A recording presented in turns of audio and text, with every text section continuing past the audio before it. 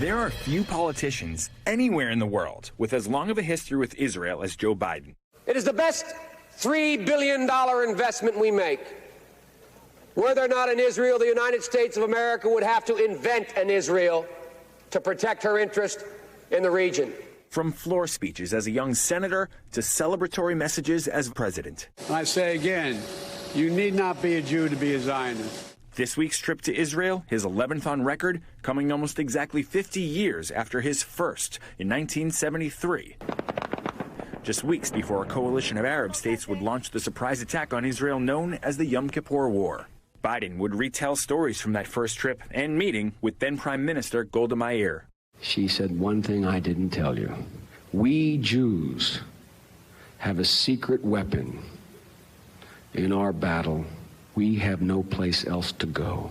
But diplomacy wasn't always smooth, like in 1982 when Israel's prime minister met with the U.S. Senate Foreign Relations Committee as tensions mounted with Lebanon. He wound up in a near shouting match with then Senator Biden, who pressed him to end the policy of settlements in the West Bank.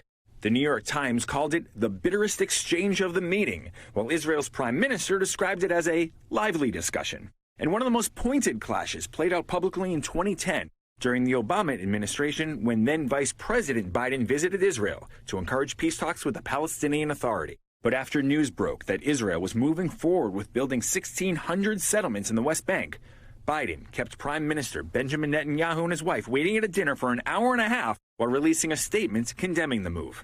Biden has not shied away from criticizing the prime minister. Netanyahu has moved in a direction that is counterproductive. But the two leaders still signal they're close, meeting just weeks ago. Joe, we've been friends for, I've checked it, over 40 years. We can make history.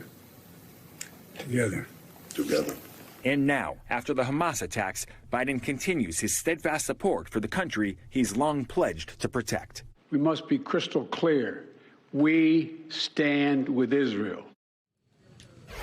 Noah is joining us now. And Noah, we have spent, I think, a fair amount of time here in the last hour and a half as this news has been developing about what a big deal this trip is, what a big deal the cancellation of the Jordanian piece of this trip is, with a lot of moving pieces here tonight. Yeah, we can't lose sight of the fact that the Middle East is a powder keg. And the president right now is trying to do as much as he can for Israel while maintaining two kind of status quos here. One, he's trying to minimize the loss of innocent lives of civilians. The other piece of this is he's trying everything he can do to prevent this battle right now, which is limited at this point to just Gaza, from spreading across the powder keg. He doesn't want to see Lebanon, Egypt, Saudi Arabia get pulled into this mess, because if the more countries that get pulled in, the more likely it would be that other world powers such as Russia, China, United States get drawn into a bigger battle. That is really, at the end of the day, maybe the most important part of this diplomacy. Thanks for watching. Stay updated about breaking news and top stories on the NBC News app or follow us on social media.